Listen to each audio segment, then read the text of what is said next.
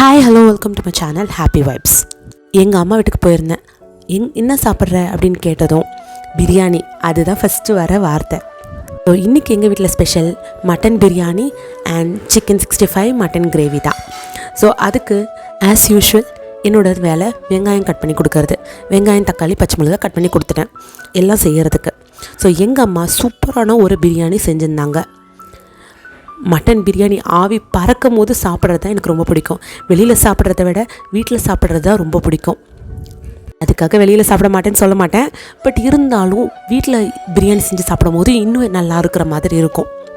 கொதிக்க கொதிக்க சாப்பிடும் போது சூப்பராக இருக்கும்.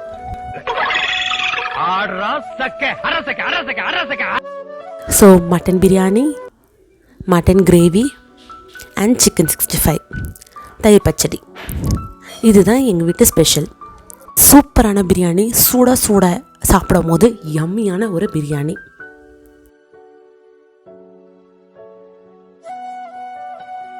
நெக்ஸ்ட் டே பாண்டிச்சேரியிலேருந்து சென்னைக்கு கிளம்பிட்டோம். ஏன்னா ஆஃபீஸ் ஸ்கூல்னு இருந்தது. பட் எங்கள் கார்டனுக்கு நிறையா நியூ கமர்ஸ் இருந்தாங்க. நிறையா குட்டி குட்டி பிளான்ஸ், ஆல்மோஸ்ட் ஒரு 10 ரோஸ் என் ஹஸ்பண்டோட அண்ணா வீட்டிலேருந்து எடுத்துகிட்டு வந்திருந்தோம்.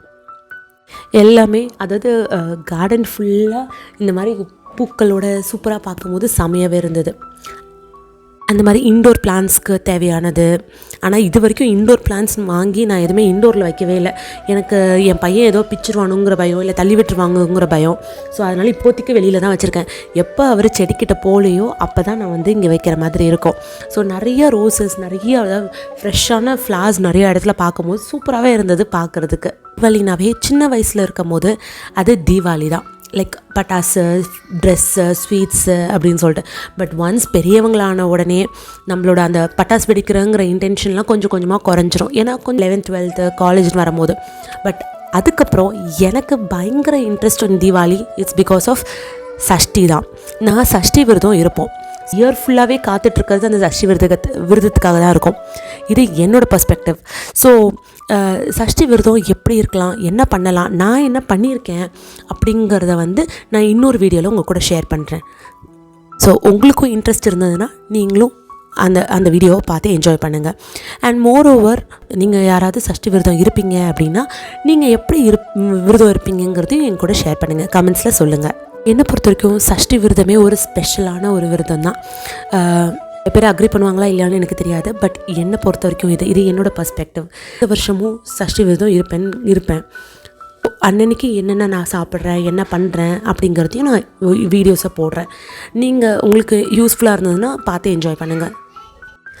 அண்ட் இங்கே கார்டனில் பியூட்டிஃபுல் ரோசஸ் சூப்பரான கலராக இருந்தது. எல்லாம் நல்லாவும் வந்திருந்தது. ஸோ இதே மெயின்டைன் ஆச்சுன்னா இன்னும் நல்லா தான் இருக்கும். கொய்யா செடியெலாம் வாங்கிட்டு வந்திருந்தேன். எப்படி வரும்னு தெரியல. பட் இருந்தாலும் ட்ரை பண்ணி பார்க்கலாமேங்கிறது வாங்கிட்டு வந்தேன். இது ஒரு க்யூட் பட்டன் ரோசஸ் சூப்பராகவே இருந்தது. அந்த பன்னீர் ரோஸ் சொல்லுவாங்களா, குட்டி குட்டியாக இருந்தது. So hope you like the videos உங்களுக்கு பிடிச்சிருந்ததுன்னா லைக் பண்ணுங்கள், ஷேர் பண்ணுங்கள், சப்ஸ்கிரைப் பண்ணுங்கள். தேங்க்ஸ் ஃபார் வாட்சிங். பாய்.